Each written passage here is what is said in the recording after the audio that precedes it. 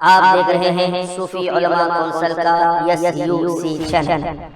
جناب ناظرین کرام، نئے آنے والے احباب سے درخواست ہے کہ وہ ہمارے چینل کو سبسکرائب کریں اور ہمارے ویڈیوز کو لائک اور اپنے دوستوں کے ساتھ شیئر ضرور کریں اور ہمیں دیگر سوشل میڈیا پر فالو ضرور کریں۔ السلام علیکم ورحمۃ اللہ وبرکاتہ۔ معزز ناظرین کرام، آپ دیکھ رہے ہیں SUC چینل۔ مسلم یونائٹڈ فیڈریشن کے زیر اہتمام بتاریخ 22 نومبر 2022 بروز منگل بعد نماز مغرب بمقام doctor Shahzad clinic building near Bajaj electronic opposite Shalimar sweets Toli Chowki Hyderabad میں کل جماعتی راؤنڈ ٹیبل کانفرنس کا انعقاد عمل میں آیا، جس میں تلنگانہ سرکار کے مسلمانوں سے وابستہ ادارے، مسلم فائنانس کارپوریشن، اردو اکیڈمی، حج کمیٹی اور وقف بورڈ کو آمدن نظر انداز کیا جانے کے تعلق سے ایک ہنگامی اجلاس منعقد ہوا، جس میں شہر کے نامور اشخاص نے شرکت کی اور مختلف امور پر تبادلہ خیال پیش کیا، جس کی کچھ جھلکیاں آپ بھی ملاحظہ فرمائیں۔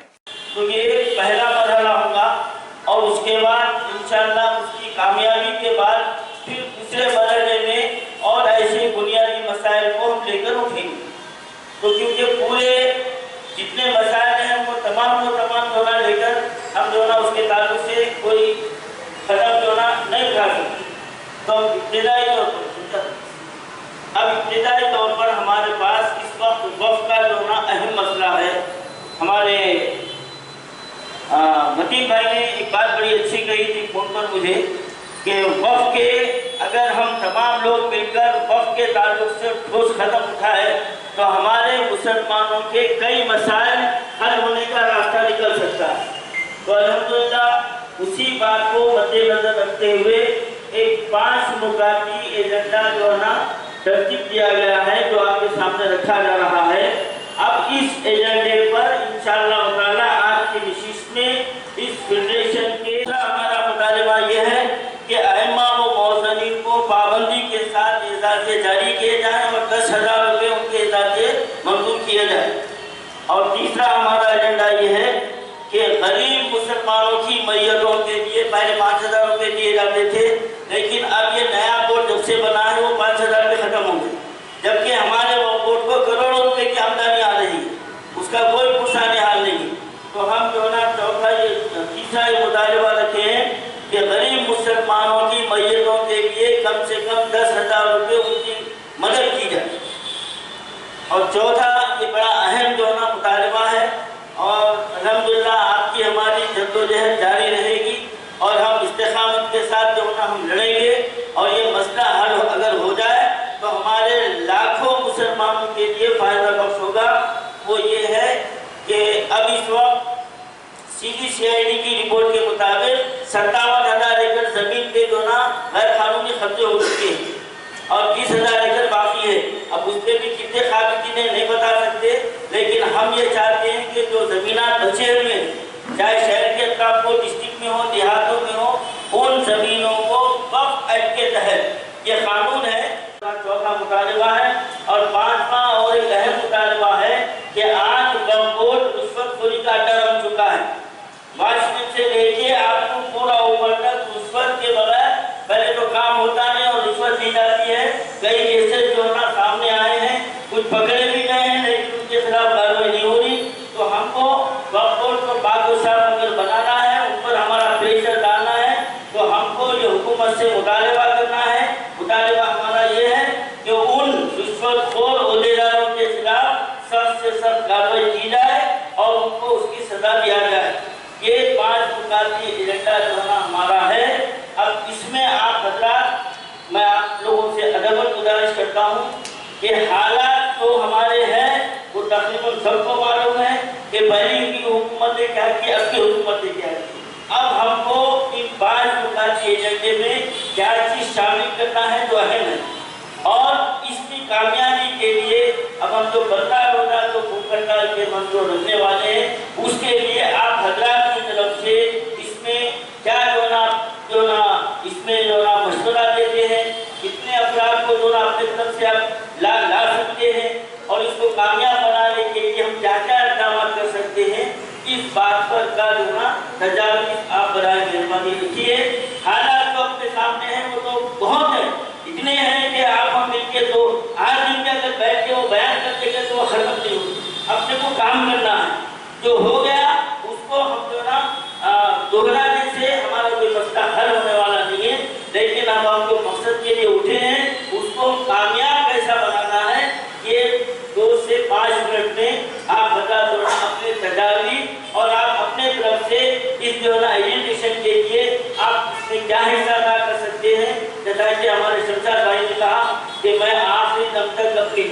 बातें लगाऊंगा, हर तरीके से मैं साथ दूंगा।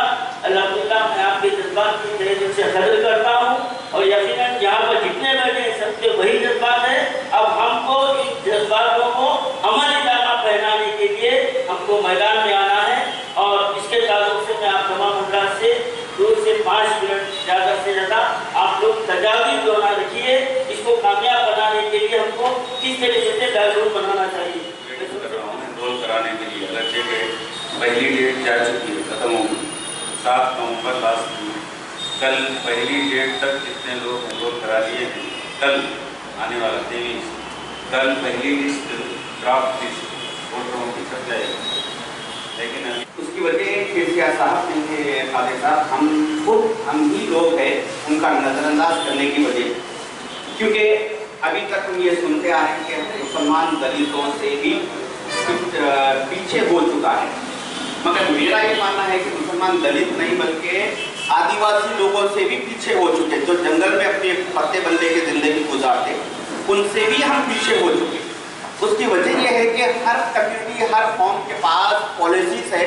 अब यहाँ पे जितने लोग बैठे हुए हैं, अगर हम इनमें हर किसी के जहन में ये है कि दुनिया में जो ज़मीन पे जितने मखलूक़ात से काम करना पड़ता, इसलिए वो जो टाइम देते, वो वक्त देते, वो लोगों को लेकर डिस्ट्रिक्टों में भी जाएंगे। अगर मेरा बोलिए इसमें क्या है बोले तो थोड़ा मुस्लिम वोट बैंक ज़्यादा है, कॉन्स्टिट्यूंसी में जाएंगे 119 कॉन्स्टिट्यूंसी को अगर नहीं है तो भी एक 25 से 30 कॉन्स्टिट्यूंसी मुसलमान का वोट को 30 कॉन्स्टिट्यूंसी तक अगर पहुँच गए अपन, केसीआर सब खुद करते, अपन किसके पास जाने की जरूरत है, किसके पास गए तो भी टीआरएस में आपको मालूम होना चाहिए, किसके पास गए तो भी टीआरएस में, वो टीआरएस में जो मुस्लिम लीडर्स हैं, केसीआर साहब के सामने जाके ठहर के मुसलमानों के इश्यूज के ऊपर बात करने की दम नहीं है वो लोगों के पास।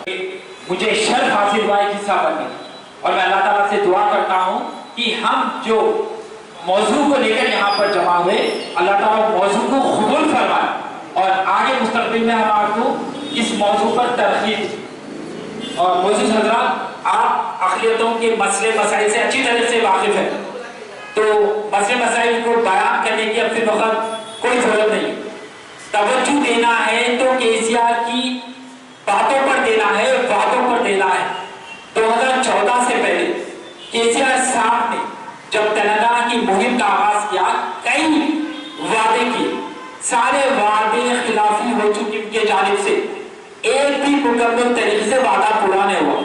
अब ये वक्त पे हम किस तरीके से केसीआर की हुकूमत को परेशान करें और अपने मसले मसाइल को समझाने की कोशिश करें। पहले तो मैं आपको बताता चलूं कि यही केसीआर ने एक सुधीर कमीशन को लागू किया और మైనారిటీలకు 12 శాతం రిజర్వేషన్ కల్పించడానికి కృషి చేస్తుంది. ఉర్దూకు రెండవ అధికార భాష హోదా కల్పిస్తుంది. మూడవది ఉర్దూ అకాడమీ ఏర్పాటు చేస్తుంది. వక్ఫ్ బోర్డ్ ఆస్తులను పరిరక్షిస్తుంది. वक्फ बोर्ड की जितनी भी प्रॉपर्टी है उसको बचाएंगी. ముస్లిం క్రిస్టియన్ సిక్కు జైను అధికార మైనారిటీ వర్గాలకు కావాల్సిన ప్రత్యేక శ్మశాన వాటికను నిర్మిస్తుంది. जितने भी माइनॉरिटीज होंगे अलग कब्रिस्तान होंगे. ये 2014 का है मौलाना, इसमें से बहुत सारे हमको लेना पड़ेगा. इसमें ये 2014 का है. आप देखिए फतीम भाई, आप देखिए ये 2018 का है. 2018 में मुसलमानों के बारे में कहीं नहीं है. 14 में केसीआर साहब इलेक्शन जीत गए, 18 में मुसलमानों को कलिया पत्ता ग्रस्त निकाल के बाजू दे दिया. इसमें एक ही है जो अपने को जो डिमांड्स हासिल करना है उसके लिए आवाज उठाना है.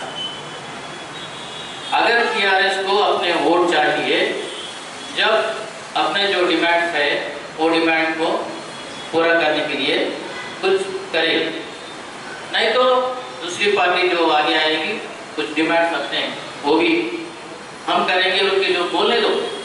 अब तक कांग्रेस पार्टी एक भी डिमांड के लिए अपने तरफ से आवाज नहीं उठाए. आप देखिए, अगर वो लोग उठाए तो अच्छा रहता, मगर नहीं उठाए. खामोश है, वो लोग भी खामोश है, टीआरएस भी खामोश.